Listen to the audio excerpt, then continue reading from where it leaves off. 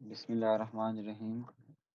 आज हम इंटीग्रेशन की एक और टेक्निक डिस्कस कर रहे हैं। जिस तरह हमने लास्ट लेक्चर में कंटिन्यू किया था इंटीग्रेशन को, और उसमें हमने डिफरेंट रूल्स देखे थे। कोई इंटीग्रेशन बाय सम रूल था, कोई इंटीग्रेशन बाय पावर रूल था, और भी इसके अलावा हमने डिफरेंट चीज़ें देखी थी। ख़ास तौर पे इंटीग्रेशन ऑफ ट्रिग्नोमेट्रिक फंक्शंस, उनके हमने फार्मूलाज भी डिस्कस किए थे और कुछ एग्जांपल्स भी की थी। तो आज हम थोड़े से एक कॉम्प्लेक्स टाइप की एक टेक्निक डिस्कस करने जा रहे हैं। कॉम्प्लेक्स इस सेंस में कि वो थोड़ी-सी ट्रिकी होती है, उसमें कुछ चीज़ों को आइडेंटिफ़ाई करना बड़ा इम्पोर्टेंट होता है। और अगर आप रिकॉल करें डेरिवेशन को, कि जब हमने डिफरेंशिएशन या डेरिवेशन पढ़ी थी, तो उस टाइम हमने एक प्रोडक्ट रूल डिस्कस किया था। तो ये जो प्रोडक्ट रूल है, बेसिकली इंटीग्रेशन के अंदर भी एक प्रोडक्ट रूल एग्ज़िस्ट करता है। और जो इंटीग्रेशन के अंदर प्रोडक्ट रूल एग्जिस्ट करता है, उसका नाम इंटीग्रेशन बाय पार्ट्स है। तो ये जो इंटीग्रेशन बाय पार्ट्स है, this is also known as product rule of integration. तो हम इसको लिख लेते हैं ताकि आपको याद रहे कि this integration by parts is also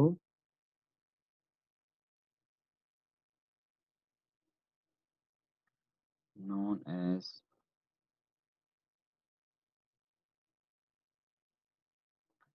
product rule of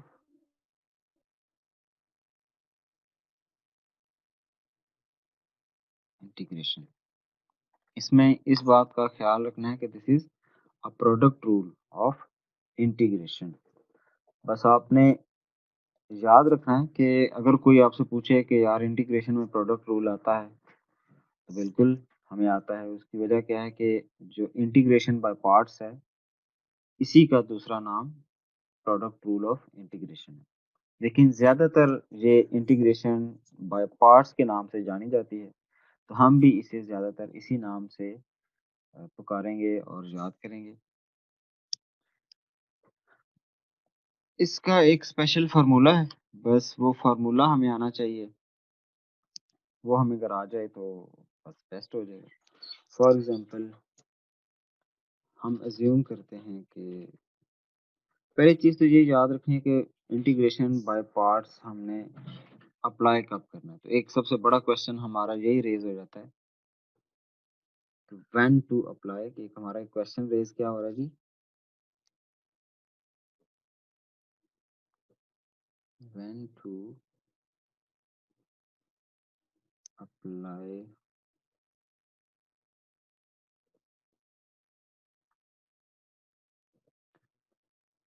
integration by parts. कि ये अप्लाई कब करनी चाहिए।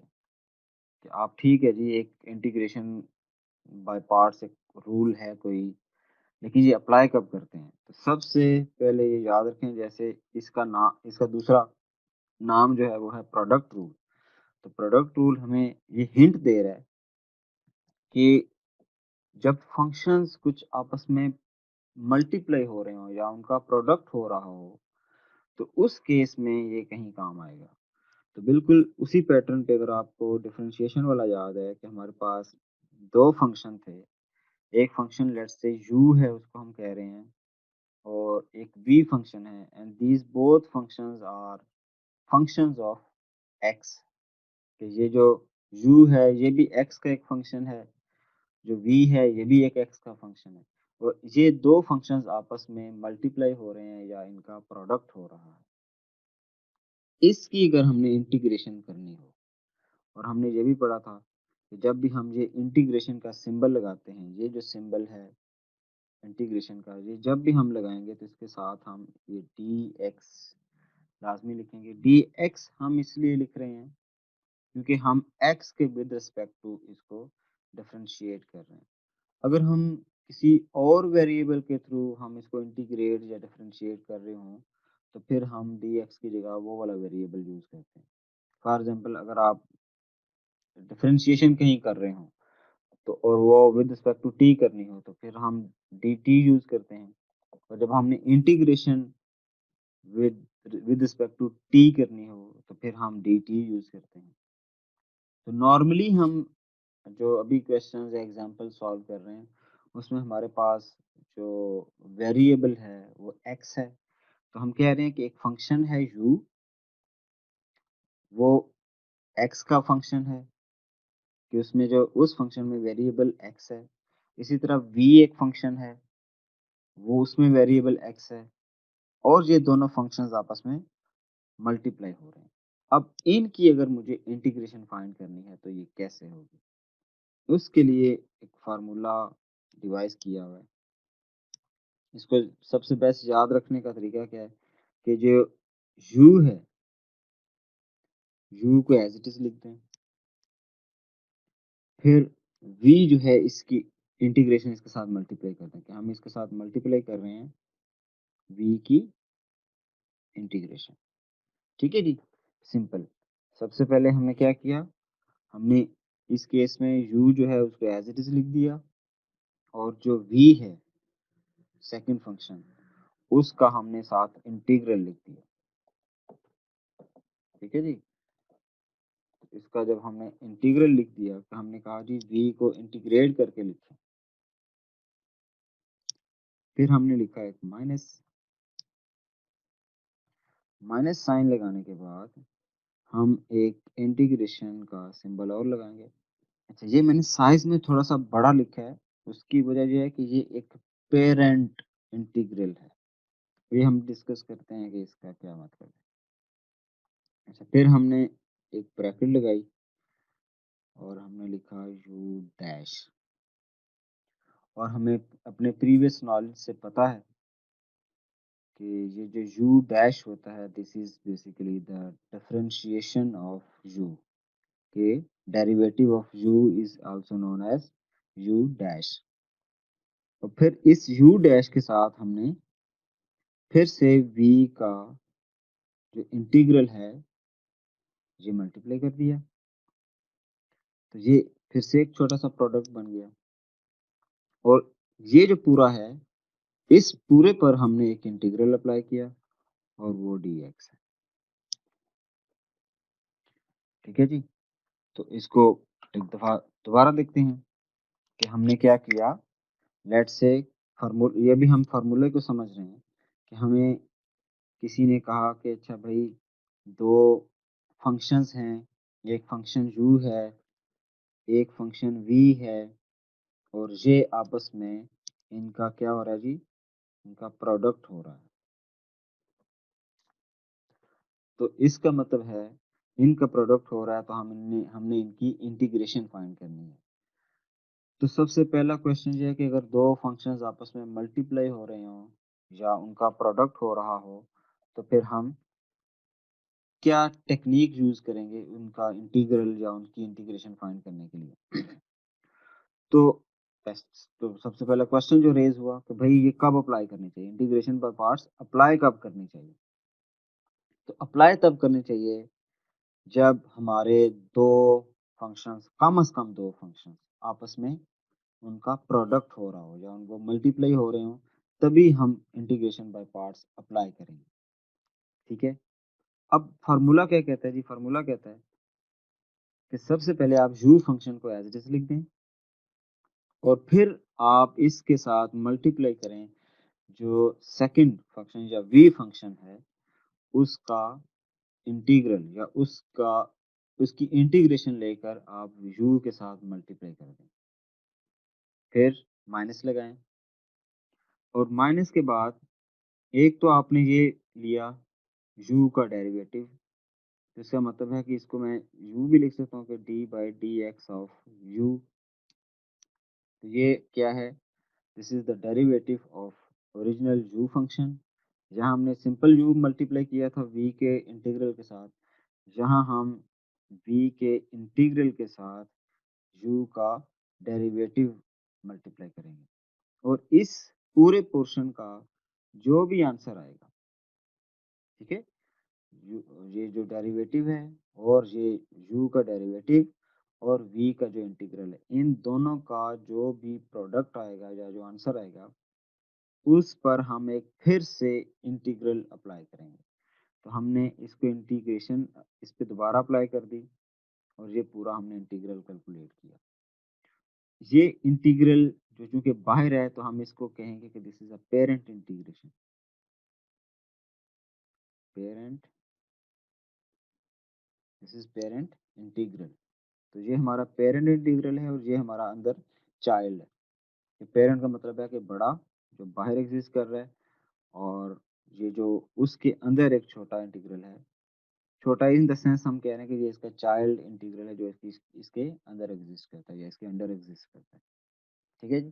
तो आई होप अब आपको ये पता चल गया है कि हमने इंटीग्रेशन बाय पार्ट्स अप्लाई कब करनी है, और हमें ये भी पता चल गया कि ये फार्मूला हमें क्या कह रहा है। इसको सबसे बेस्ट याद रखने का क्या तरीका है कि यू वी का इंटीग्रल माइनस फिर बड़ा इंटीग्रल लगाकर यू का डेरिवेटिव और उसके साथ वी का इंटीग्रल। बस ये छोटा सा फार्मूला है। आई होप आप सबको समझ आ गया होगा। अच्छा, अब हम कुछ एग्जांपल देखते हैं कि जिसमें क्या वाकई ये उस पर ये रूल जो है वो अप्लाई हो सकता है या नहीं। तो एग्जांपल्स कुड बी,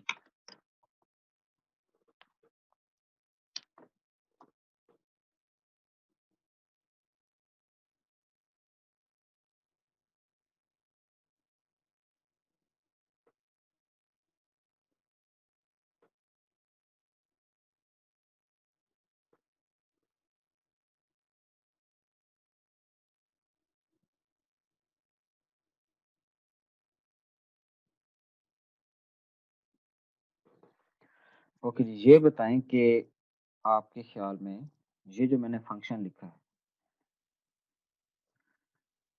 क्या इस पर इंटीग्रेशन बाय पार्ट्स अप्लाई हो सकती है?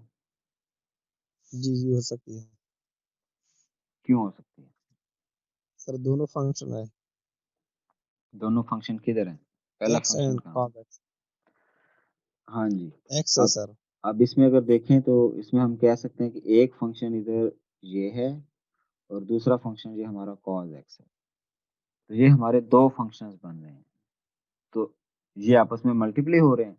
तो इसका मतलब है कि ये एक ऐसा फार्मूला है छोटा सा, या फार्मूला नहीं कहना चाहिए, एक ऐसा छोटा सा एक्सप्रेशन है जिस पर इंटीग्रेशन बाय पार्ट्स अप्लाई हो सकती है। बिल्कुल जी, गुड हो गया। अच्छा, अब हम देखते हैं जी क्या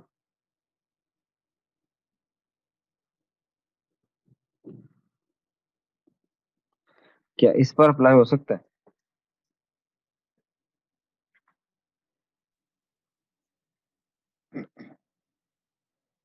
क्या ख्याल है जी? सर हो सकता है। इस पर भी हो सकता है, बिल्कुल। इसकी वजह क्या है कि इसमें भी x उसी तरह एक फंक्शन है और नेचुरल लॉग एक अलग से एक फंक्शन है। तो इसका मतलब हम इस पार्ट पर भी या इस पर भी इंटीग्रेशन बाय पार्ट्स अप्लाई कर सकते हैं। एक और फंक्शन देखते हैं।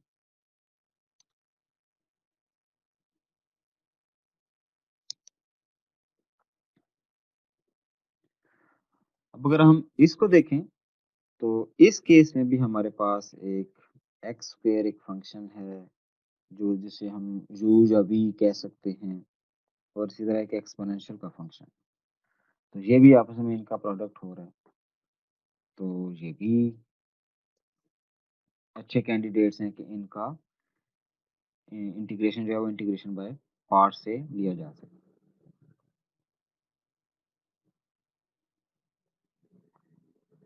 अच्छा जी, ये बताएंगे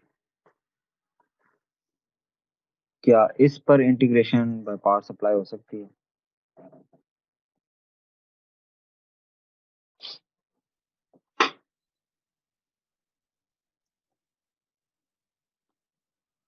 जी, बताएं। No sir. नहीं हो सर ये तो सकती? सिंगल है। हाँ, ये सिंगल है और इसके साथ कोई प्रोडक्ट नहीं हो रहा। तो इस पर अगर देखा जाए तो इंटीग्रेशन बाय पार्ट्स, कोई प्रोडक्ट नहीं हो रहा।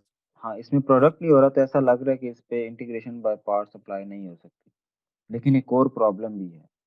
हमने हमने इंटीग्रेशन के भी जितने भी फार्मूलाज पढ़े हैं, उनमें कोई भी ऐसा फार्मूला नहीं हमने पढ़ा जिसने हमें ये बताया हो कि भाई अगर नेचुरल लॉग आ जाए तो उसका इंटीग्रल कैसे लेते हैं। तो इसका कोई फार्मूला है ही नहीं।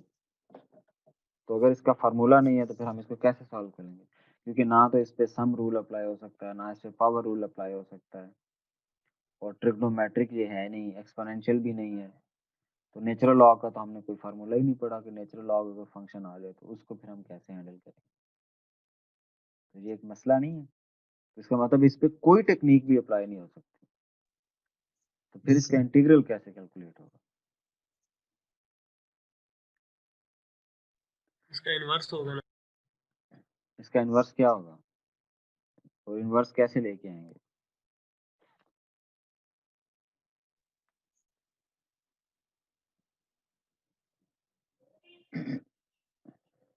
क्या ख्याल है।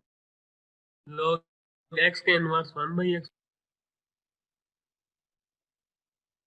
इसका इन्वर्स 1/x होता है। नेचुरल वो लॉ तो का डेरिवेटिव नेचुरल लॉ का डेरिवेटिव 1/x होता है। तो अगर 1/x हो तो चलो उसको तो हम नेचुरल लॉग लिख लें, लेकिन नेचुरल लॉग को क्या करें, इसको क्या लिखें, ये तो बड़ा मसला है। तो इसको फिर हम क्या करते हैं, हम इसके साथ एक ट्रिक खेलते हैं। वो ट्रिक ये है कि हम ऐसा करते हैं कि अगर हमें ये पता है ना कि इसके साथ 1 मल्टीप्लाई हो रहा है, ये तो हमें पता है। तो अगर मैं ऐसा करूं, मैं x की पावर 0 लिख दूं जो कि इक्वल टू 1 होती है, तो इस पे तो किसी को एतराज नहीं है। तो अगर मैं इस इंटीग्रल के साथ ये लिख दूं कि x की power 0 into natural log of x into d x, क्या अब ये आपको प्रोडक्ट नजर आ रहा है ये कि लिए तो है सर, लेकिन ये कैसे हो गया? कैसे हो गया। ये ऐसे हो गया कि अगर फॉर एग्जांपल मैंने ये नेचुरल लॉग लिखा है, नेचुरल लॉग ऑफ एक्स लिखा हुआ है, क्या इसके साथ 1 मल्टीप्लाई हो रहा है, जी सर। और क्या मैं उस 1 को ये लिख सकता हूँ कि एक्स की पावर 0 है ये, या नहीं लिख सकता। किसी भी चीज की पावर 0 हो, ये हमने पढ़ा था, किसी भी चीज की पावर 0 हो तो वो एक्चुअली 1 के इक्वल होता है। ये याद है ना सबको। जी सर। तो बस वही पैटर्न हमने अप्लाई किया, और हमने कहा कि अच्छा ऐसा करें कि इसके साथ x की पावर 0 मल्टीप्लाई कर लें, तो ये फिर आपको एक प्रोडक्ट की शक्ल में नजर आना शुरू हो जाएगा। तो फिर हमारे लिए थोड़ा सा आइडेंटिफाई करना इजी हो जाएगा कि इस पे इंटीग्रेशन बाय पार्ट्स अप्लाई हो सकती है या नहीं हो सकती। अच्छा, एक और फंक्शन छोटा सा लिख लेते हैं, देख लेते हैं कि e की power x and sine of x। अब क्या ये भी एक अच्छा कैंडिडेट है इंटीग्रेशन बाय पार्ट्स का, तो बिल्कुल है जी, क्योंकि इस ये इसमें भी हमारे दो फंक्शंस हैं, एक एक्सपोनेंशियल फंक्शन है, नेचुरल एक्सपोनेंशियल फंक्शन, और दूसरा हमारा एक ट्रिग्नोमेट्रिक फंक्शन है। तो इसका मतलब है कि ये जो हमने एग्जांपल्स देखी, इस एग्जांपल से हमें ये क्लियर हो गया कि इंटीग्रेशन बाय पार्ट्स अप्लाई करने के लिए कम से कम दो फंक्शंस का मल्टीप्लाई होना जरूरी है। और अगर कोई ऐसा केस आ जाए कि उसका इंटीग्रेशन फाइंड करने के लिए हमारे पास कोई फार्मूला नहीं है, कोई जिस तरह नेचुरल लॉग वाला केस था कि इसका कोई फार्मूला ही नहीं है इसको इंटीग्रेट करने का, तो फिर आप उसके साथ 1 तो हमेशा मल्टीप्लाई हो रहा होता है। तो फिर आप उस 1 को एक x की फॉर्म में एक फंक्शन डिफाइन करें जो x वेरिएबल को रिप्रेजेंट कर रहा हो। तो इससे क्या होगा, इससे एक प्रोडक्ट की शक्ल बन जाएगी, और फिर उसको इंटीग्रेट करना फिर हमारे लिए आसान होगा। तो जो हमने पहले फार्मूला पढ़ा था वो फार्मूला इस पर अप्लाई होना इजी हो जाएगा। ठीक है जी। अच्छा, अब एक और क्वेश्चन ने जन्म लिया, और जिस तरह हमने पहले एक क्वेश्चन को आंसर किया कि प्रोडक्ट रूल कब अप्लाई करना चाहिए, तो हमें पता चल गया कि जब प्रोडक्ट वाले फॉर्म में हमारे फंक्शंस आ रहे हों तो हमें प्रोडक्ट रूल को चूज करना चाहिए। अब उसमें एक क्वेश्चन आ गया, फिर हमने उसका प्रोडक्ट रूल का फार्मूला भी देखा, जिसमें एक फंक्शन को हमने u कहा और एक को हमने v कहा, जिसमें v का इंटीग्रल फाइंड करते थे और u को हम एक दफा इंटीग्रेशन के साथ यूज करते थे और एक बगैर इंटीग्रेशन के यूज बगैर डिफरेंशिएशन के यूज करते थे, और एक एक दफा हम उसको डिफरेंशिएशन के साथ यूज करते थे। अब एक और क्वेश्चन आ गया कि भाई वो जो u और v हैं इनको चूज कैसे करें, कैसे ये डिसाइड करें कि ये जो हमारी एग्जांपल्स हैं जिसमें हमने ये फंक्शंस कहे थे कि अच्छा ये दो फंक्शंस हैं, तो अब इसमें से हम किसको u कहें और किसको v कहें। कहीं ये ना हो कि हम ऐसा फंक्शन u एक ऐसा फंक्शन चूज कर लें जिसकी डिफरेंशिएशन ना एग्जिस्ट करती हो, या v हम ऐसा फंक्शन यूज कर लें जिसकी इंटीग्रेशन फाइंड करते हुए हमें प्रॉब्लम फेस करना पड़े। तो ये भी एक बहुत बड़ा क्वेश्चन। इसको आंसर करने के लिए भी हमारे पास कुछ टेक्निक हैं या एक ट्रिक है। तो बड़ी सिंपल सी वो ट्रिक है। सबसे पहले तो मैं क्वेश्चन लिखता हूँ कि हाउ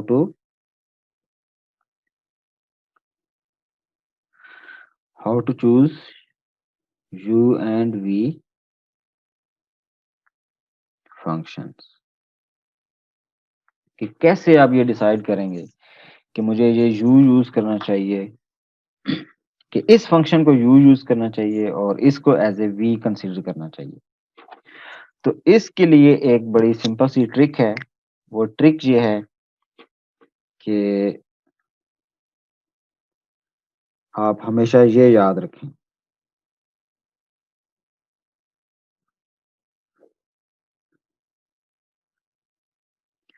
अच्छा जी, अच्छा, ये लेट आपको वैसे याद रहेगा कि लेट लेट क्या होता है। ये तो मैं भी बताता हूँ ना कि इनमें से हर एक का क्या मतलब है, लेकिन ये वर्ड जो है लेट, ये तो आपको हमेशा याद रहेगा। और जब भी आपने u और v फंक्शन यूज करने हो तो बस आपने इस लेट को याद करना है। ठीक है जी। अब हम ये डिस्कस करते हैं कि इनमें से हर एक का क्या मीनिंग है। तो फर्ज करें हम सबसे पहले इस L को चूज करते हैं और हम कहते हैं जी ये L स्टैंड्स फॉर, तो दिस इज लॉगरिदम। और ये जो लॉगरिदम है ये कौन सा है, ये नेचुरल लॉग है। ठीक है जी, ये बात क्लियर हुई कि ये जो लेट में L है ये किस चीज को रिप्रेजेंट कर रहा है, ये लॉग को, नेचुरल लॉग को रिप्रेजेंट कर रहा है। ठीक है जी। अच्छा, अब इसमें हमने ये डिस्कस किया जो हमारा लेट के अंदर जो L है लेटर, ये लॉगरिदम को रिप्रेजेंट कर रहा है। जो A है ये किसको रिप्रेजेंट कर रहा होगा, ये हमारे कुछ अलजेब्रिक फंक्शंस होते हैं, अलजेब्राइक एक्सप्रेशंस कह सकते हैं। अच्छा जी, कौन से होते हैं अलजेब्राइक एक्सप्रेशंस, ये वो वाले फंक्शंस जो F of X is equal to X X square plus, जो इस फॉर्म में होते हैं, जिनको आप स्क्वेयर वाले कह लें या क्यूब वाले कह लें, यानी कि एक और फंक्शन सिंपल इसमें एक्स क्यूब भी हो सकता है। तो ऐसे फंक्शंस जो इस फॉर्म में लिखे जाते हैं, एक्स हो गया, एक्स स्क्वेयर हो गया, एक्स क्यूब हो गया, या इसके साथ इस तरह की कोई क्वाड्रेटिक फॉर्म में वो शो हो रहे हो, तो ऐसे फंक्शंस को हम अलजेब्राइक फंक्शंस कहते हैं। ठीक है जी। तो ये जो इसमें टी है, ये टी हमें बता रहा है कि दीज आर ट्रिग्नोमेट्रिक फंक्शंस।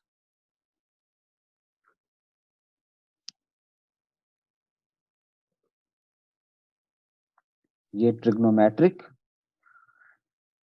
और ये लास्ट वाला जो ई है ये रिप्रेजेंट कर रहा है जी एक्सपोनेंशियल।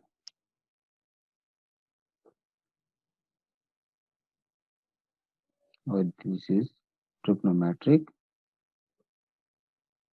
फंक्शन। ठीक है, अब आपको ये पता चल गया कि इस लेट का मतलब क्या है, लेट क्या चीज रिप्रेजेंट कर रहा है।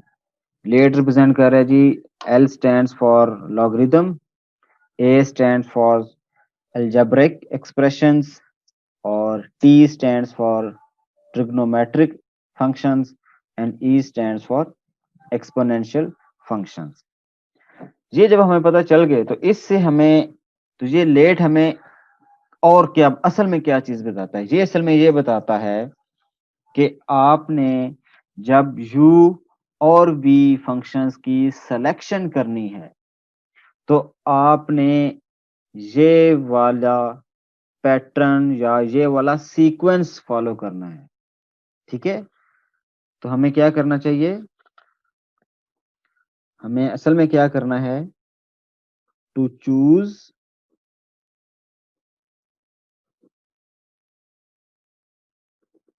u एंड v, u और v को चूज करने के लिए कि कौन सा फंक्शन u होना चाहिए, कौन सा फंक्शन v होना चाहिए,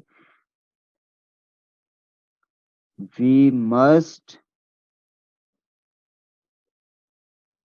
follow the sequence of late, कि हमें ये लेट वाला जो सीक्वेंस है ये फॉलो करना चाहिए। क्या मतलब ये कि जब हमें u और v की सिलेक्शन करनी हो तो जो हमारा u फंक्शन है वो हमेशा ये जो लॉगरिदम वाला फंक्शन है, कि इस सीक्वेंस में अगर देखें तो सीक्वेंस में पहले नंबर पे l आ रहा है, तो ये हमें ये कह रहा है कि जब भी आपने किसी एक्सप्रेशन के अंदर कोई आपको फंक्शन एक दिया हुआ जिसका इंटीग्रल फाइंड करना है और उसमें एक छोटा फंक्शन है जो कि जिसको आप u चूज करना चाहते हो, तो सबसे पहले आपकी कोशिश होनी चाहिए कि जो लॉगरिदम है, जो नेचुरल लॉग वाला फंक्शन है, उसको आप u चूज करें और फिर जो बाकी बच जाएगा उसको v यूज कर लें, उसको v चूज कर लें। ठीक है, हम आगे एग्जांपल करते हैं, उसमें आपको और अच्छे से क्लियर हो जाएगा। मैं क्या कह रहा हूं कि जब आपने u की सिलेक्शन करनी है तो आपने सबसे पहले प्रायोरिटी किसको देनी है, लॉगरिदम को, नेचुरल लॉग को आपने u चूज करने की कोशिश करनी है। अच्छा, अगर वो किसी फंक्शन में नेचुरल लॉग एग्जिस्ट नहीं करता तो फिर किसकी बारी आएगी, फिर आप अलजेब्रिक फंक्शन को u चूज करेंगे। ठीक है, फिर इसकी ट्रिग्नोमेट्रिक की प्रायोरिटी और फिर एक्सपोनेंशियल की प्रायोरिटी। तो कहने का पर्पज ये है कि आपने u हमेशा वो यूज करना है या उसको चूज करना है जो इस लेट वाले सीक्वेंस के अंदर सबसे पहले लिखा है। अब ये भी पॉसिबल है कि एक फंक्शन के अंदर इनमें से कोई से दो या कोई से तीन एग्जिस्ट करते हो, तो आपने कौन से फंक्शन को u चूज करना है जो इस लेट के सीक्वेंस में सबसे पहले लिखा हुआ है। ठीक है जी, ये बात सबको समझ आ गई है। हम आगे एग्जांपल करेंगे, उसमें और अच्छे से क्लियर हो जाएगी। यस। अच्छा, अब हमने पीछे कुछ एग्जांपल्स लिखी भी थी, तो हम उन्हीं को दोबारा देख लेते हैं और फिर उस पर ये चीज अप्लाई करते हैं। हमने एक फंक्शन लिखा था या एक इंटीग्रल लिखा था x into cos of x। तो इसमें हमने कहा था कि इसमें हमारे पास दो फंक्शन है जी, दो फंक्शंस आपस में उनका प्रोडक्ट हो रहा है x और cos x। तो अब ये चूज करना कि इनमें से, इन दोनों फंक्शन में से कौन से वाला फंक्शन मुझे u के तौर पे चूज करना चाहिए और कौन सा फंक्शन मुझे v के तौर पे चूज करना चाहिए। तो ये याद रहे। हम ये कैसे करेंगे?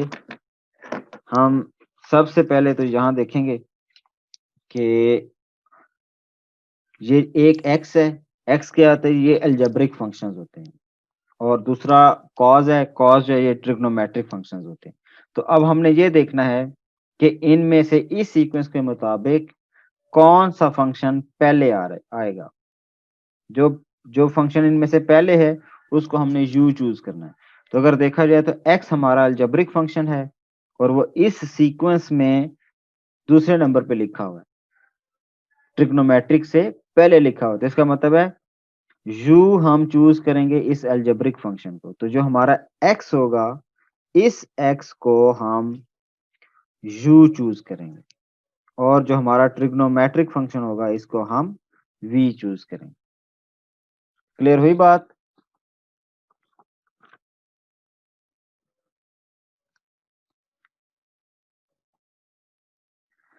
अच्छा, हम इसके बाद एक और एग्जांपल देख लेते हैं, उसमें मजीद क्लियर हो जाएगी।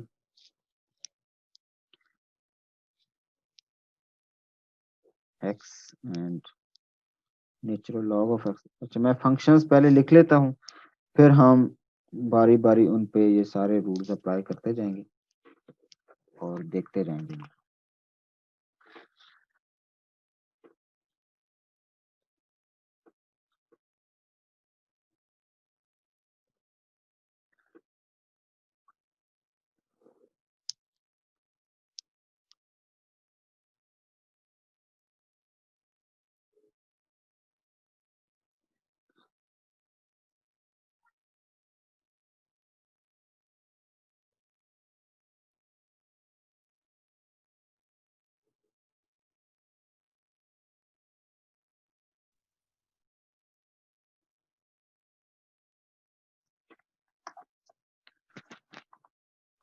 अच्छा जी, तो अब हमने जैसे पहले आइडेंटिफाई किया था कि इसमें भी हर इंटीग्रल के अंदर दो दो फंक्शंस एग्जिस्ट करते हैं।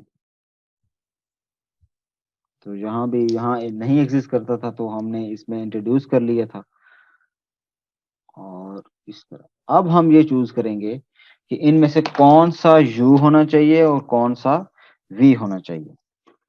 तो जैसे हमने यहाँ देखा अब कि इसमें अलजेब्रिक फंक्शन पहले था, ये अलजेब्रिक फंक्शन था, जो अलजेब्रिक फंक्शन था उसको हमने u चूज कर लिया, और जो ट्रिग्नोमेट्रिक फंक्शन था उसको हमने v चूज कर लिया यूजिंग लेट रूल।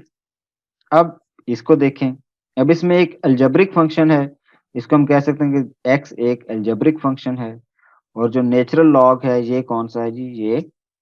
ये कौन सा फंक्शन है?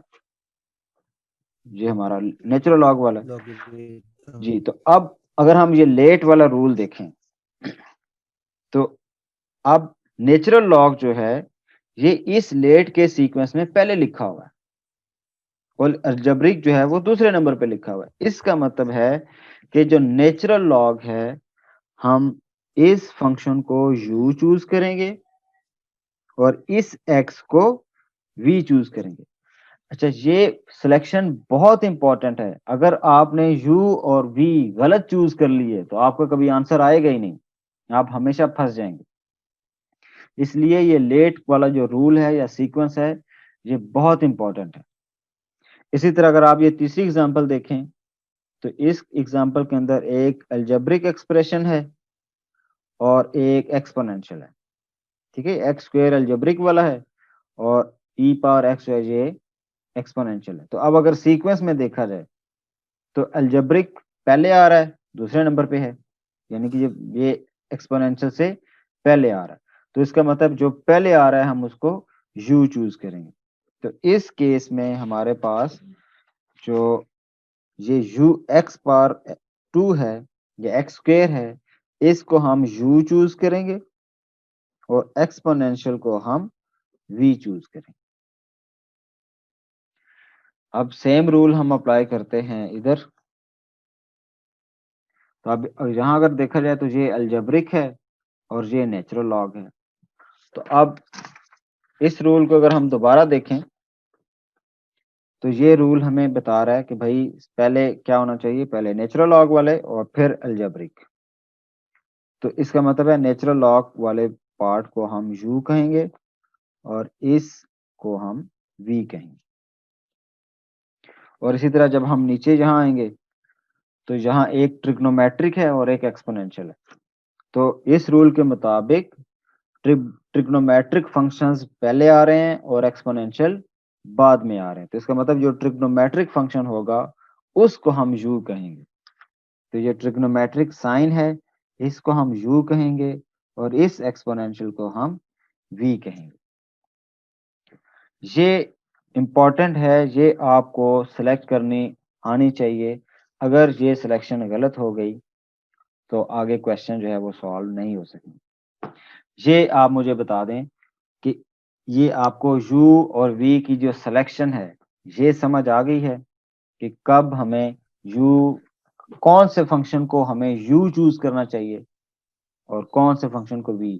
बस ये याद रहे कि ये जो सीक्वेंस है, इस सीक्वेंस में जो पहले आ जाए, इस सीक्वेंस में जो फंक्शन पहले लिखा है कि अगर नेचुरल लॉग पहले तो उसको u कंसीडर करेंगे, और अगर अलजेब्रिक बाकी से पहले आया हुआ है कि t और e से पहले आया हुआ है तो उसको u चूज करेंगे, और अगर t जो है वो e से पहले आया हुआ है तो उसको u चूज करेंगे।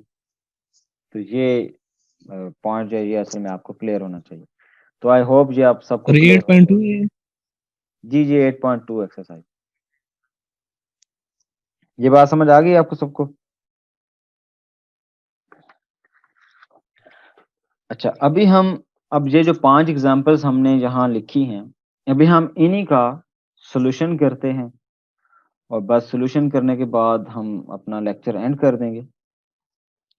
जो एक्सरसाइज है, एक्सरसाइज का सॉल्यूशन मैं आपको खुद करके दूंगा और उसकी मैं एक छोटी सी वीडियो बना लूंगा और वो मैं आपके साथ शेयर कर दूंगा।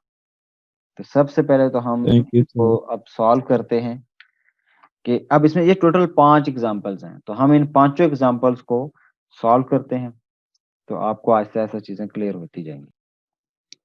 ओके जी, एग्जांपल नंबर 1।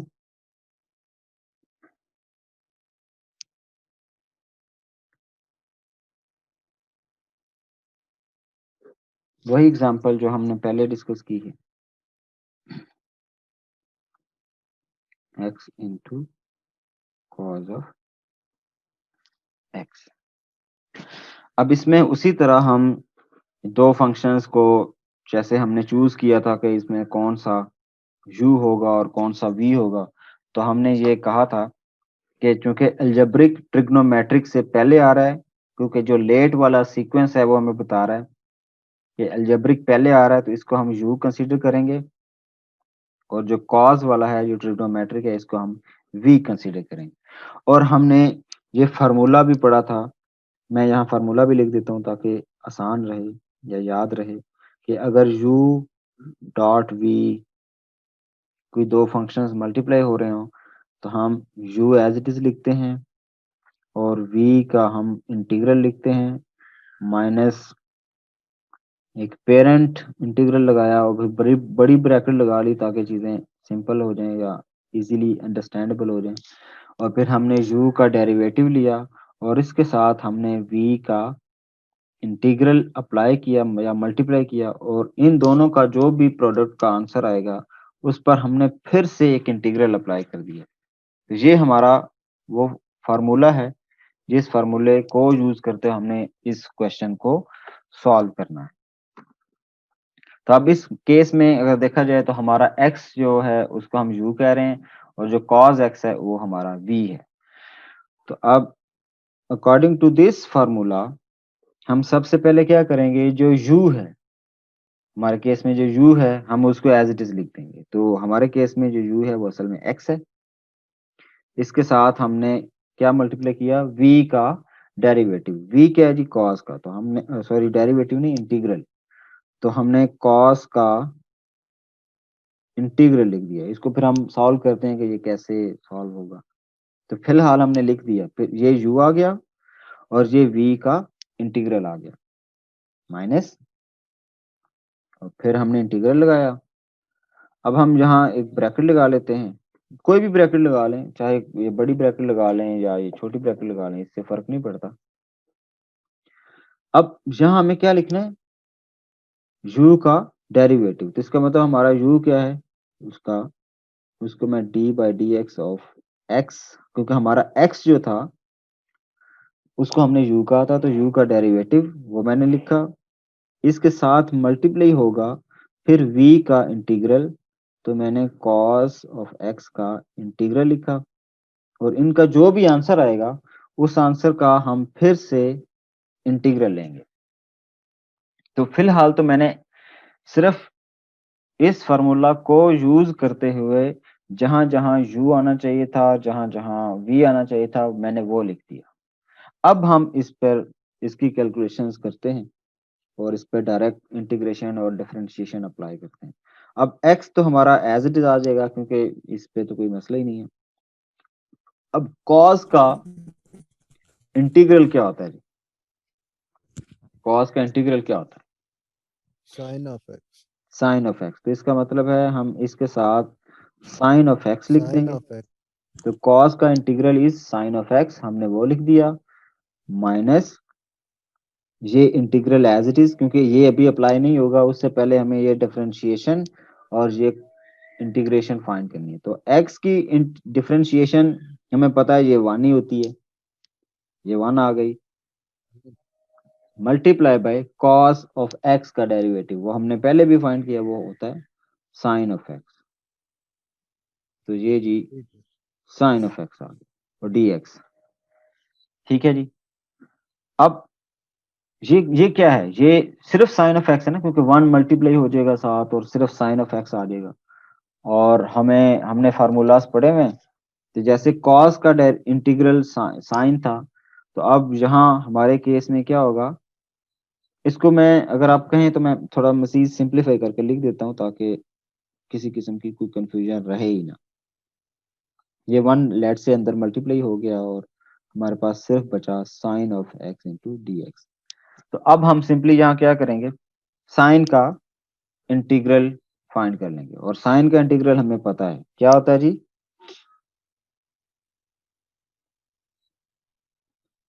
Minus. साइन का इंटीग्रल क्या होता है, minus Cos. cos x। Minus cos x. तो साइन का जो इंटीग्रल है वो माइनस कॉज एक्स होता है। तो माइनस पहले से बाहर लिखा हुआ है, तो माइनस माइनस आपस में हो जाएंगे प्लस, तो मैंने प्लस लिख दिया और कॉज ऑफ एक्स लिख दिया, और आखिर में फिर हम इसके साथ सी लिख देते हैं। और सी हमने कहा था कि ये आर्बिट्रेरी कांस्टेंट होता है, ये हमेशा साथ आता होता है। तो इस तरह ये हमारा आंसर आ गया इस इंटीग्रेशन का, ठीक है जी। इसमें कोई कंफ्यूजन, ये तो एग्जांपल बहुत क्लियर है सर। ये सिंपल एग्जांपल थी। तो अभी हम मजीद जब आगे थोड़ा जाएंगे तो फिर चीजें ट्रिकी होती जाएंगी।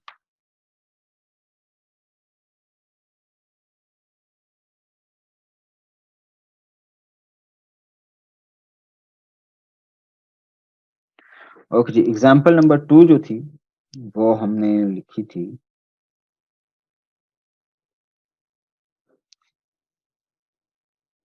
वो थी जी x into natural log of x dx। अब आप मुझे बताएं कि इसमें मुझे कौन से फंक्शन को u चूज करना चाहिए और कौन से फंक्शन को v चूज करना चाहिए। log x u जी, हमारा जो log x है इसको हम u चूज करें, क्योंकि लेट में नेचुरल लॉग जो लॉगरिदम है वो पहले आ रहा है और जो एल्जेब्रिक है वो सेकंड नंबर पे आ रहा है, तो हम इसको v चूज कर लें और फिर हम वही फार्मूला अप्लाई करेंगे। और फार्मूला अब हो सकता है आपको याद हो चुका हो। तो फार्मूला हमें कहता है कि u एज इट इज, अब हमारे केस में u जो है वो नेचुरल लॉग ऑफ x है, वो as it is, and integral of v। तो अब इसमें इंटीग्रल हमारे केस में x जो है वो v के इक्वल ही है, तो हमने इसका इंटीग्रल लिख दिया, फिर माइनस लिखा और एक इंटीग्रल, और उसके साथ हमने लिखा जी डिफरेंशिएशन ऑफ, किसकी डिफरेंशिएशन लिखनी है जी,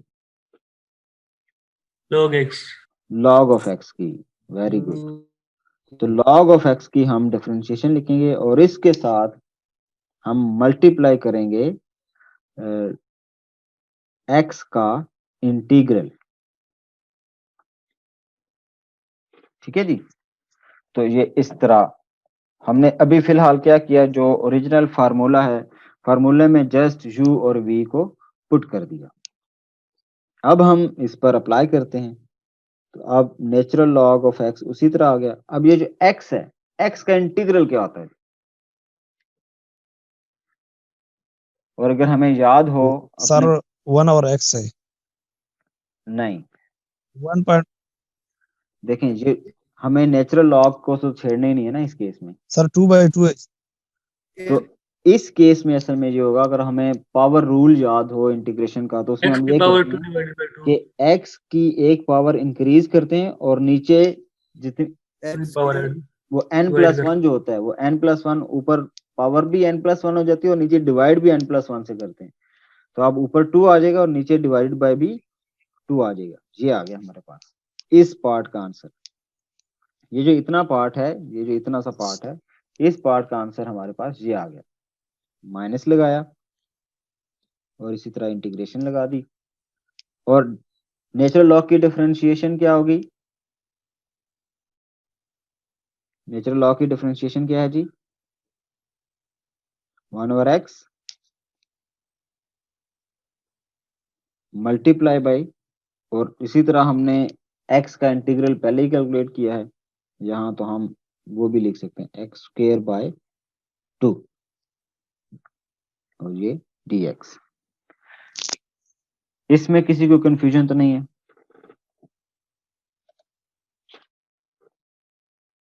नहीं होगी। चलें। नो सर अच्छा, अब हम तो जरा से इसको रीअरेंज कर लेते हैं। हम कहते हैं कि x² 2 पहले लिख लें, into natural log of x लिख लें, और फिर अगर आपको एतराज ना हो तो इसमें जो 1/2 है इसको मैं बाहर ले आऊं इंटीग्रल से, और इसमें x² ऊपर है और नीचे x है, तो एक x जो है वो इस x² से कट सकता है।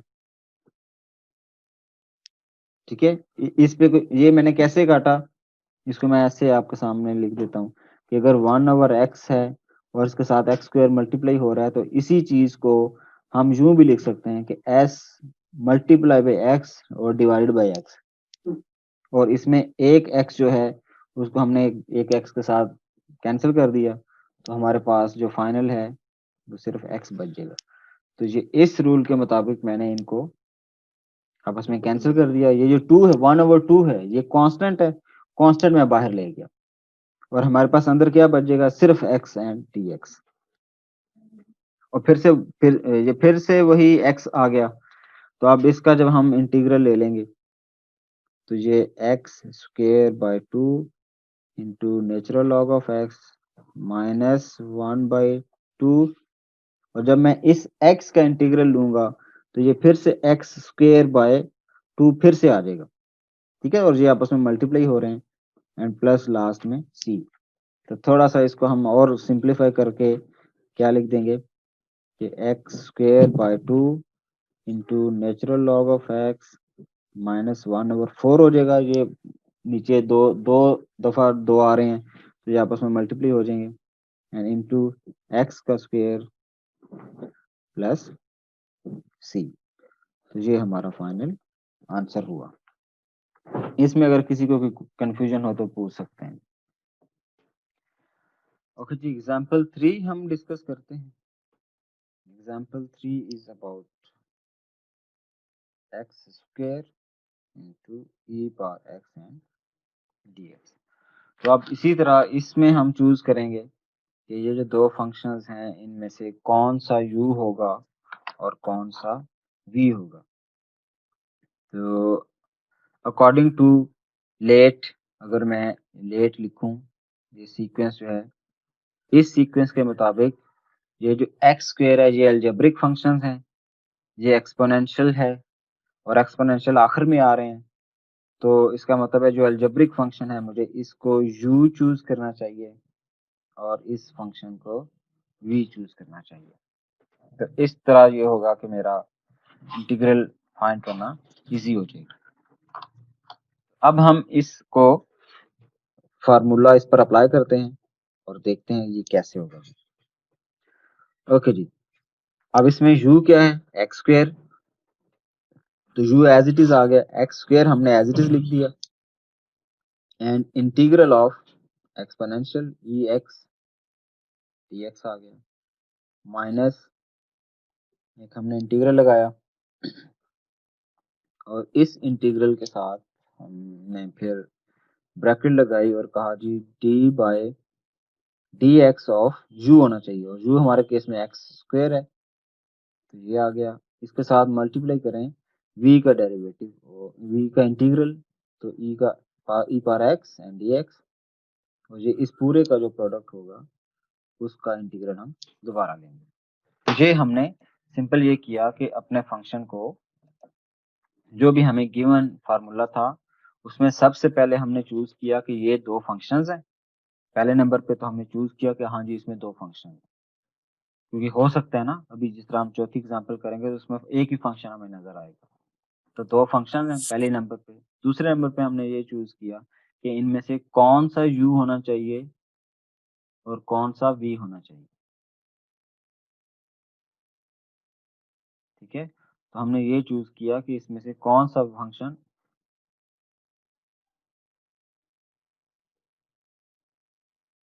कि इसमें हमने ये चूज कर लिया कि इसमें कौन सा फंक्शन u होना चाहिए और कौन सा फंक्शन v होना चाहिए। उसके बाद हमने सिंपल इस पे जो इंटीग्रेशन बाय पार्ट्स वाला फार्मूला है सिंपल वो अप्लाई कर दिया। अब हम इसको सॉल्व करते हैं। इस पे कुछ चीजों का हमें ख्याल रखना पड़ेगा, मैं बताता हूँ कि वो क्या होगा। अब सबसे पहले तो x square as it is आ जाएगा, और एक्सपोनेंशियल का इंटीग्रल क्या होता है, या इंटीग्रेशन ऑफ एक्सपोनेंशियल फंक्शन क्या होती है।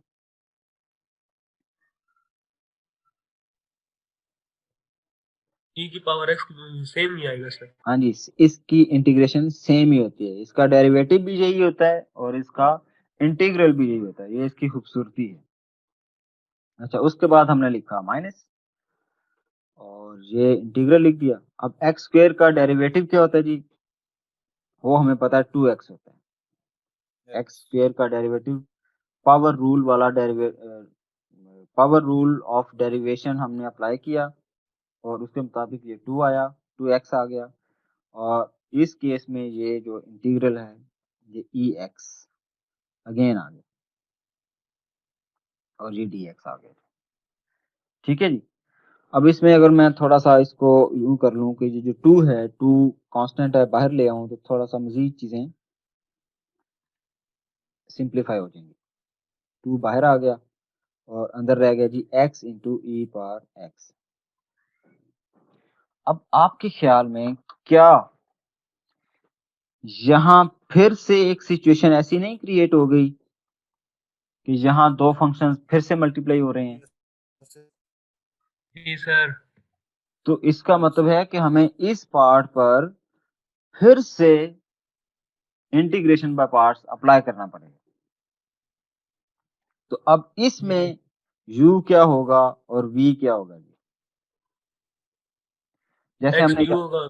अब लेट वाला रूल हमें फिर से ये कह रहा है कि भाई एक्सपोनेंशियल तो हमेशा आखिर में है, तो इसको तो आप चूज नहीं करेंगे u, तो इसका मतलब जो बाकी बच गया है x है, इसको हम u कह देंगे और इसको हम v कह देंगे। सही हो गया जी, जहां तक बात क्लियर है। सर अच्छा, अब इसमें जो ये बाकी टर्म्स हैं ये तो एज इट इज आ जाएंगी, तो इसको मैं ऐसे लिखूंगा कि x square and E x, ये तो एज इट इज आ गई ये वाली, इसमें तो हमने कुछ छेड़ा ही नहीं इनको, तो माइनस आ गया, 2 लिखा। अब इंटीग्रेशन बाय पार्ट्स हमें दोबारा इस पोर्शन पे अप्लाई करनी है, तो हम ऐसा करते हैं, अब चूंकि इस पूरे पोर्शन का जो भी आंसर आएगा उस पूरे के साथ ये 2 मल्टीप्लाई होगा, तो हम ऐसा करते हैं कि हम एक बड़ी ब्रैकेट लगाते हैं ताकि ये पूरा जो एक इंटीग्रेशन बाय पार्ट्स हम दोबारा अप्लाई कर रहे हैं ये पूरा इस ब्रैकेट के अंदर हो, उसका आंसर आए, और फिर जो भी उसका आंसर आएगा उसके साथ हम 2 मल्टीप्लाई करते हैं। तो 2 हमने बाहर लिखा। अब इस पर जब हमने अप्लाई किया तो u हमारे केस में x u है और इंटीग्रल ऑफ ex dx आ गया माइनस फिर बड़ा इंटीग्रल और उसमें हमें d by D x of x लेना है क्योंकि u हमारा x है और integral of e power x dx और फिर dx और फिर ये ब्रैकेट क्लोज, ये जो बड़ी ब्रैकेट हमने स्टार्ट की थी ये क्लोज हो जाएगी और ये हमारे पास इसका आंसर हुआ।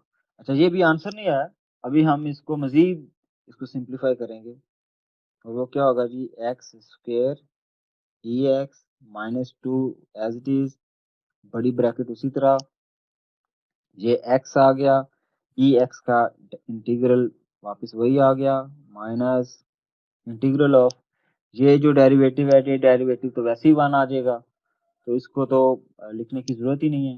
ये वाला जो पार्ट है खासतौर पे ये पार्ट ये तो वैसे ही 1 के इक्वल आ जाएगा तो इसको हम लिखते ही नहीं है और ये जो पार्ट है हमारा इंटीग्रल वाला ये फिर से ई पावर एक्स आ जाएगा ये इसका ई पावर एक्स आ गया ये पूरा कैलकुलेट हो गया इसके पास ये डी एक्स आ गया ये बच गया और ये हमने ऐसे लिख दिया।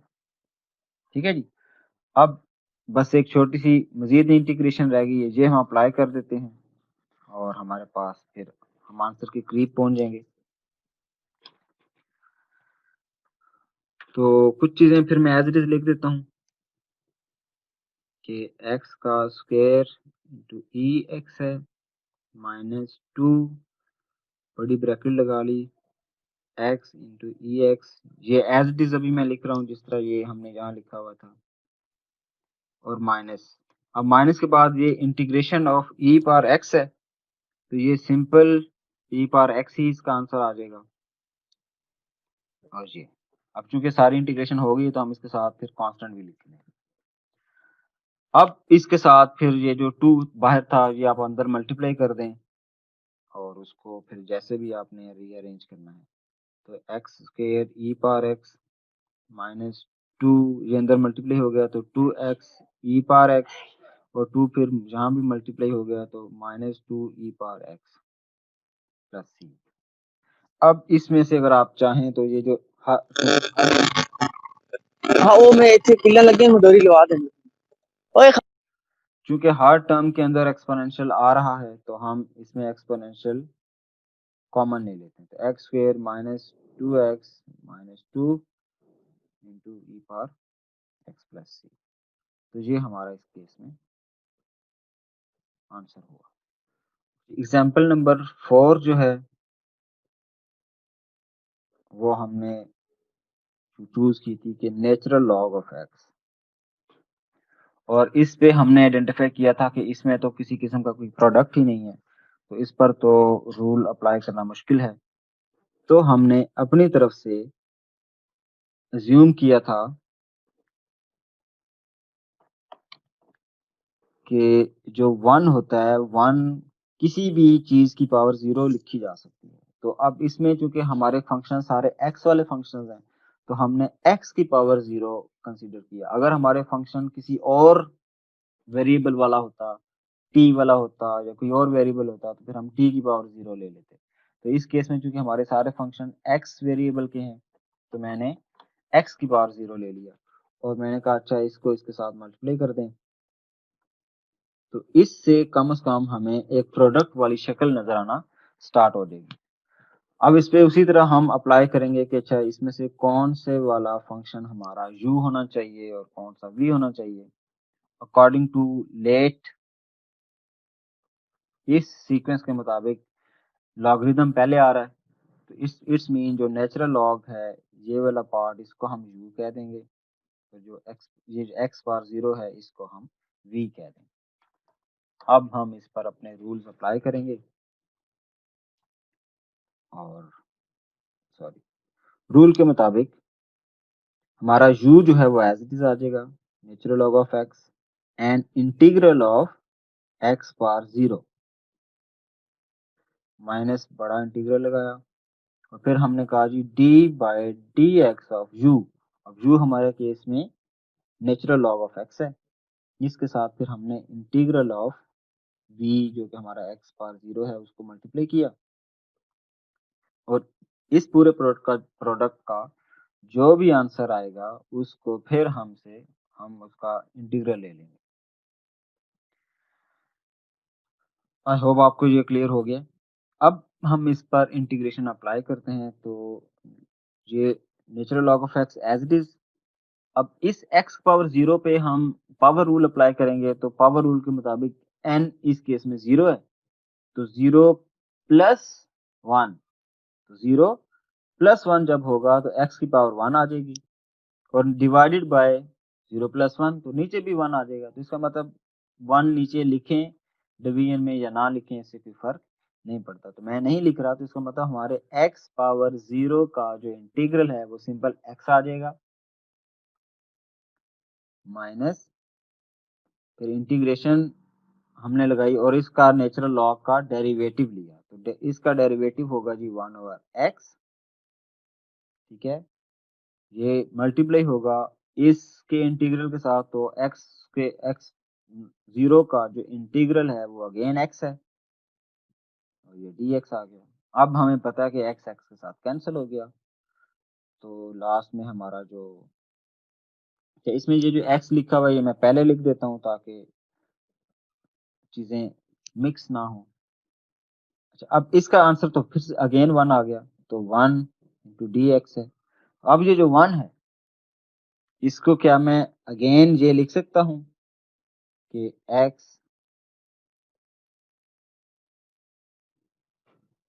Natural log of x minus x की पावर 0 इंटू डी एक्स, कि जैसे हमने यहाँ 1 को x की पावर 0 लिखा था, तो यहाँ भी आंसर 1 आ गया था, तो इसको फिर से अगेन मैं ऐसे लिख सकता हूँ। तो इस पर फिर मैं जब पावर रूल अप्लाई करूंगा, तो ये मेरा पार्ट तो एज इट इज आ गया, natural log of x minus x की पावर 1 हो जाएगा, और डिवाइडेड बाय भी 1 हो जाएगा, और डिवाइड बाय 1 लिखने की जरूरत नहीं है। तो इसके साथ हमने सिंपल फिर c कांस्टेंट लिखा, और ये हमारा आंसर होगा।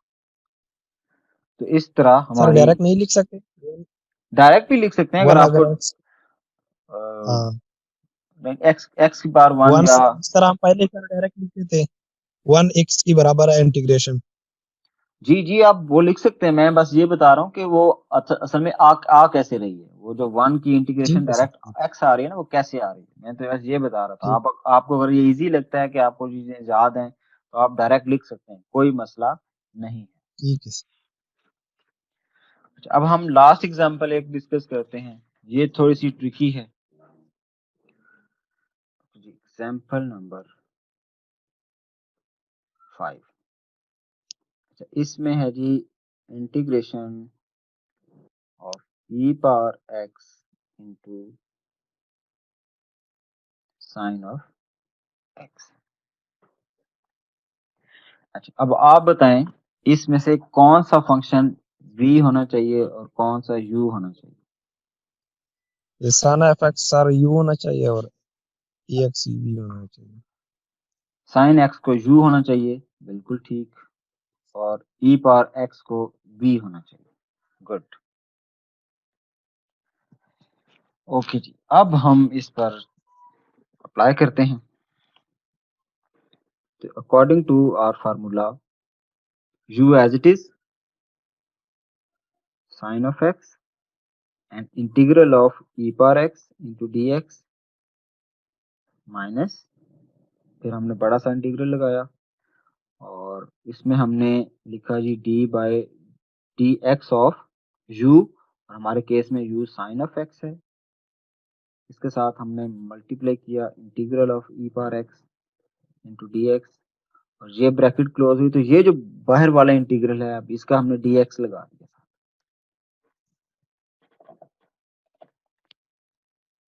तो इसके बाद हम इस पर अप्लाई कर देते हैं।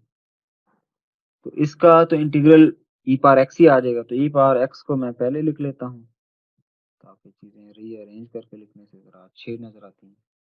ये हमने पहले लिख दिया, साइन एक्स बाद में लिख दिया, माइनस लिखा, और फिर इंटीग्रल आ गया। अब इस डेरिवेटिव का क्या आंसर आएगा? साइन ऑफ एक्स का डेरिवेटिव क्या है? cos of x। Cause of x. बिल्कुल, तो ये कॉज ऑफ एक्स आ गया और इस केस में ई पावर एक्स आ गया, क्योंकि इसका इंटीग्रल यही है, और ये डी एक्स दोबारा आ गया। ठीक है जी, ये सॉल्व हुआ। अब आप इस टर्म को अगर दोबारा देखें, क्या ये दोबारा प्रोडक्ट बन रहा है? ये सर बन रहा है। जी, सर दोबारा बन रहा है। प्रोडक्ट। तो अब इस केस में क्या करें?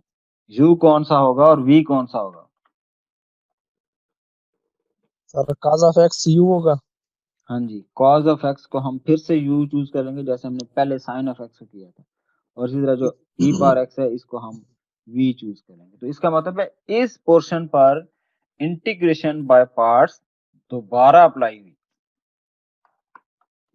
तो चलें, अब हम जरा इसको दोबारा लिखते हैं, e की power x into sine of x minus. अच्छा, अब चूंकि ये पूरा पोर्शन एक अलग से कैलकुलेट होगा, तो आप कोशिश ये किया करें कि जब ऐसा सीन हो तो आप बड़ी ब्रैकेट लगाया करें।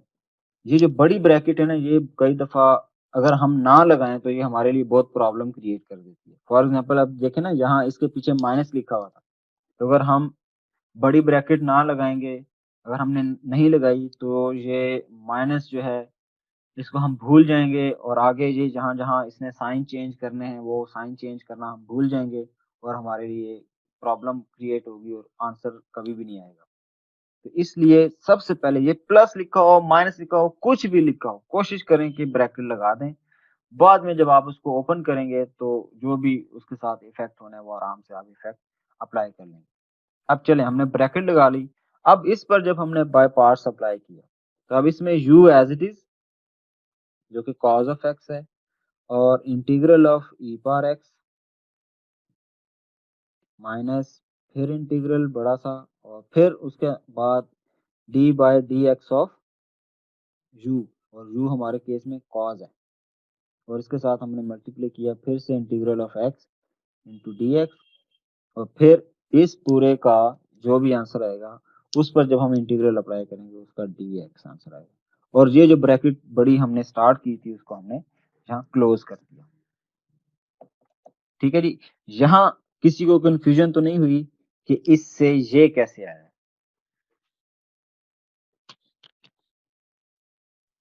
ठीक है सर, नहीं। ठीक है जी। अच्छा, अब हम आगे इसको मजीद सिंप्लीफाई करते हैं। ये वाली टर्म तो एज इट इज आ जाएगी, साइन ऑफ एक्स माइनस, मैं ब्रैकेट लगाता हूँ उसी तरह। अब इसका आंसर क्या आएगा? ई पावर एक्स ही आ जाएगा, और ये कॉज एक्स, तो ई पावर एक्स को मैं पहले लिख लेता हूँ और कॉज एक्स को बाद में लिख लेता हूँ। तो ये तो हमने सिंपल रीअरेंज कर लिया। अब माइनस आ गया और इंटीग्रल आ गया। कॉस का इंटीग्रल क्या होता है sin x। जी? साइन होता है। तो इसका इंटीग्रल आ गया sine of x multiply by e power x, फिर से डी ऑफ एक्स। सही है जी। तो अब मैं इसको, ये जो बड़ी ब्रैकेट लगी है, इस बड़ी ब्रैकेट को जरा मैं ओपन कर लेता हूँ, ताकि ये जो माइनस साइन है इसने जहां जहां अपना सर इफेक्ट माइनस देना है। हाँ सॉरी, कॉस का माइनस क्या है जी? सर लगा, कहाँ माइनस माइनस साइन, किधर? साइन की जगह। सर कॉस का डेरिवेटिव माइनस साइन होता है ना? हाँ हाँ जी, कॉस का डेरिवेटिव माइनस साइन होता है, बिल्कुल माइनस साइन होता है जी। हमने माइनस साइन लिख दिया। अब इससे माइनस साइन से ये होगा, ये पॉजिटिव हो जाएगा, और फिर मैं ये ब्रैकेट भी खोल दूंगा, तो ये सिलसिला थोड़ा अब हम देखते हैं कि कैसे इसका आंसर क्या आएगा। आंसर नहीं बल्कि अगली टर्म क्या है, ई की power x into sine of x minus. अब मैंने ये किया कि मैं ये ब्रैकेट खोल रहा हूँ, ब्रैकेट से मैं ये वाली टर्म लिखी ई पावर एक्स, तो ये क्या आ गया? Minus e power x cos x, minus e power x cos x. अब ये माइनस यहाँ जब अप्लाई होगा तो ये इसको पॉजिटिव कर देगा, और ये पॉजिटिव जब इस माइनस के साथ मल्टीप्लाई होगा तो फिर ये नेगेटिव हो जाएगा, तो ये माइनस ही आ गया। और इस पार्ट को थोड़ा सा मैं रीअरेंज कर रहा हूँ, मैं ई पावर एक्स को पहले लिख रहा हूँ, तो ये integral as it is e power x into sine of x into d x. इस पे किसी को एतराज तो नहीं है? मैं ये दोनों चीजें फिर आपके तो वही सामने आ गया सर। मैं आपके सामने दोनों चीजें लिख देता हूँ, रख देता हूँ कि असल में हमने क्या किया, हमने ये एज इट इज लिख दी, इस पे इसको भी एज इट इज लिख दिया, माइनस साइन अंदर अब मल्टीप्लाई हो रहा है, अपना इफेक्ट शो कर रहा है, इसको हमने थोड़ा सा रीअरेंज करके ऐसे लिख दिया और ये एक खास फॉर्म में आ गया। अब जहाँ एक बंदे ने बड़ी इंटरेस्टिंग चीज आइडेंटिफाई की है कि उसने कहा है कि भाई आपने जो क्वेश्चन शुरू किया था ये वाला, इसमें तो वो एज इट इज दोबारा वापस आ गया है, आपने असल में यही क्वेश्चन तो स्टार्ट किया था, तो वो तो आपके आंसर के अंदर फिर से आ गया है। तो इसका मतलब है कि ये तो अगर आपने यहां से शुरू किया था और इसके अंदर ये आ गया, तो आप इसको सॉल्व करने लगेंगे तो इसके अंदर तो बार बार आ रहा होगा, ये तो क्यामत तक कभी खत्म ही नहीं होगा। क्या ख्याल है? जी सर। तो अब इसका क्या करें?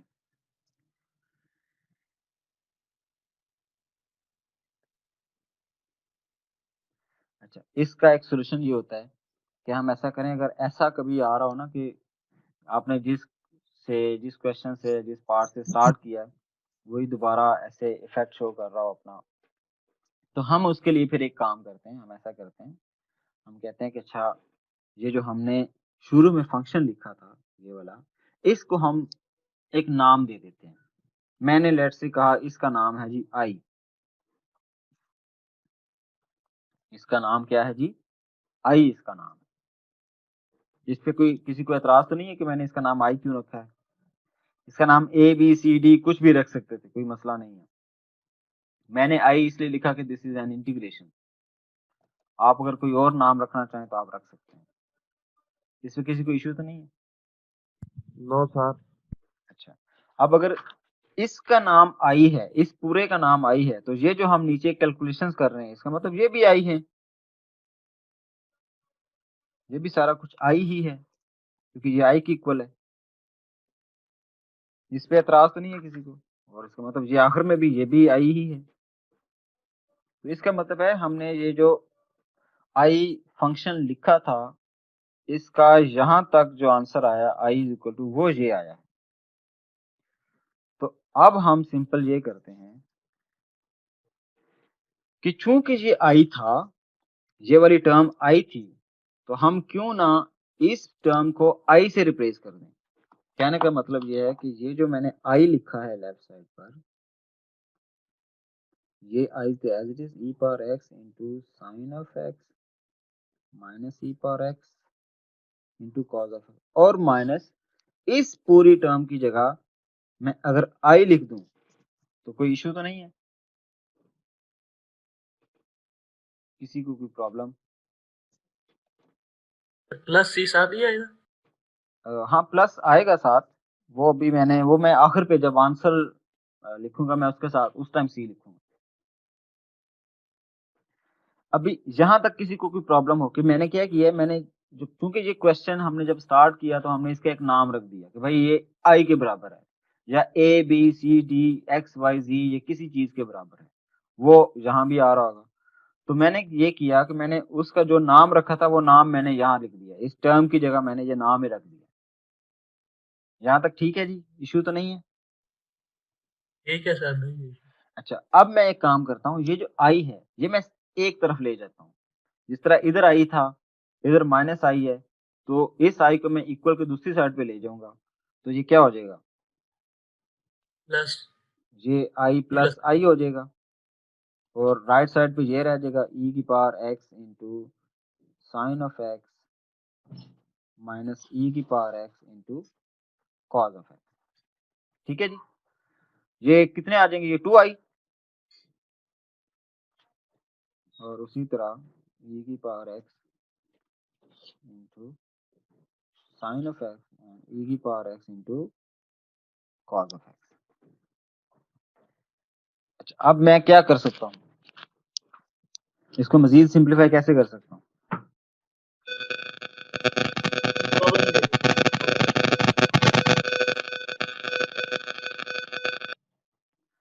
इसको मजीद सिंप्लीफाई ऐसे कर सकते हैं कि जैसे i के साथ 2 मल्टीप्लाई हो रहा है तो मैं दूसरी साइड पे इसको डिवाइड कर दूं, यानी मैं पूरी इक्वेशन को 2 से डिवाइड कर दूंगा, या ये 2 जो है ये मैं दूसरी साइड पे ले जाऊं तो ये मेरा क्या आ जाएगा, ये i इज इक्वल टू